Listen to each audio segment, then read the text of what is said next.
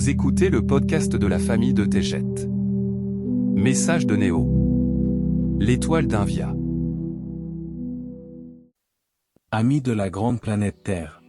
Votre foyer sacré sera bientôt transformé lorsque le portail de lumière s'illuminera et vous enveloppera. La transcendance vers la lumière sera sans heurts. Une nouvelle existence verra le jour sur la nouvelle Terre. Les moments de souffrance seront remplacés par des âmes éveillées, libérées de la discorde et de la dualité. Notre intention est d'élever de nombreuses étoiles et planètes qui profiteront également du pouvoir de la lumière. L'une d'entre elles sera révélée en ces instants. Des visions, de la télépathie et des instructions sont continuellement présentées à Judith et Kabamur.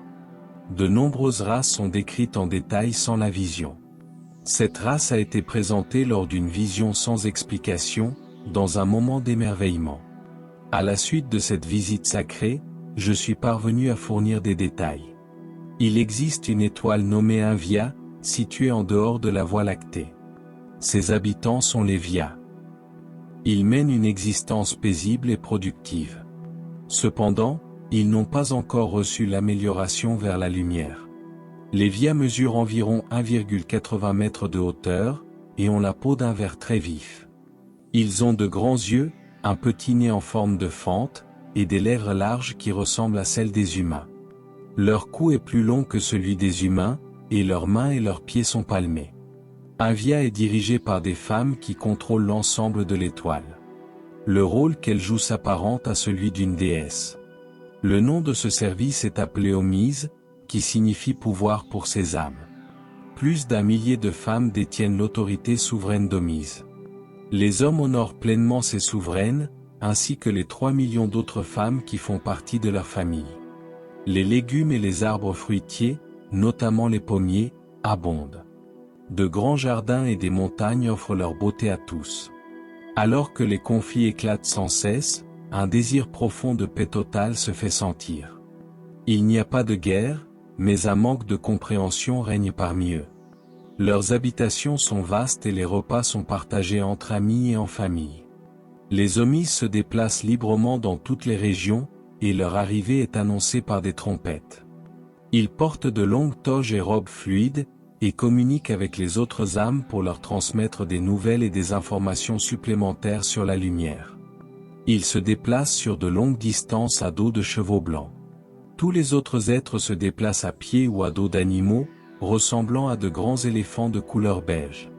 La Fédération Galactique a connaissance d'Invia depuis des millénaires. Elle leur a rendu visite à maintes reprises pour leur enseigner. On leur a appris que la mort pouvait être évitée, et que les réincarnations au sein de leur race tous les 100 ans, cesseraient d'exister. Les Omises ont reçu cette information avec reconnaissance, et ont participé à de nombreuses célébrations organisées par la Fédération Galactique, dans les Pléiades.